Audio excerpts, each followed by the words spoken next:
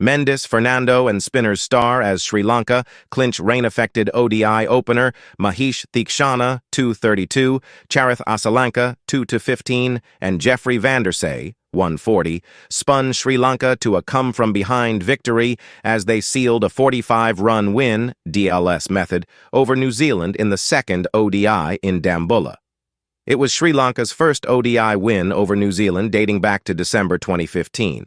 Chasing a target of 221 from 27 overs after a lengthy rain break, New Zealand seemed on course to get across the line through their openers Will Young, 48 off 46, and Tim Robinson, 35 off 36.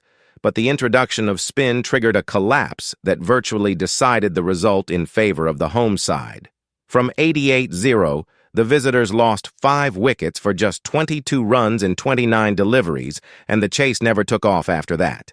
It did seem like the Black Caps would take the lead in the series, while Young and Robinson were batting. The former in particular looked in fluent touch and showed glimpses of his heroics from the historic Test Series win in India. Robinson, albeit scratchy, kept the momentum going along with his partner before falling to Theekshana, stumped in a bid to charge the spinner.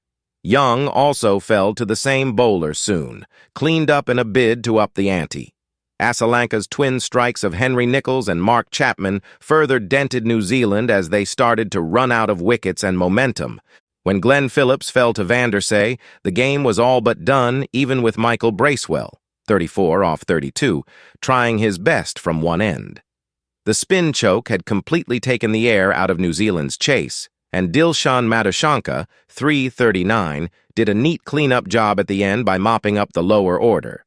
It completed a convincing win for Sri Lanka, whose masterly batting performance earlier in the day was set up by tons from Kusal Mendis, 143, and Avishka Fernando, 100.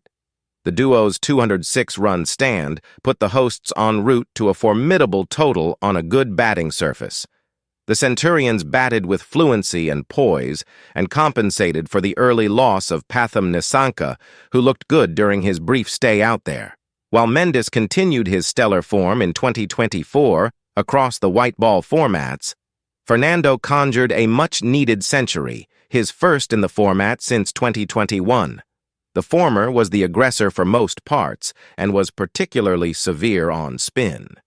Fernando bided his time early on, and then he, too, feasted on the spinners. New Zealand's slow bowlers had a forgettable outing as they leaked 201 runs off the 33 overs bowled, conceding at 639 runs per over with just 2 wickets between them. The visitors did pull things back a bit towards the back end, but by then the damage was already done. Sri Lanka's innings was cut short at 49.2, with heavy showers intervening for the second time in the day after having caused a 30-minute interruption at the start of the innings.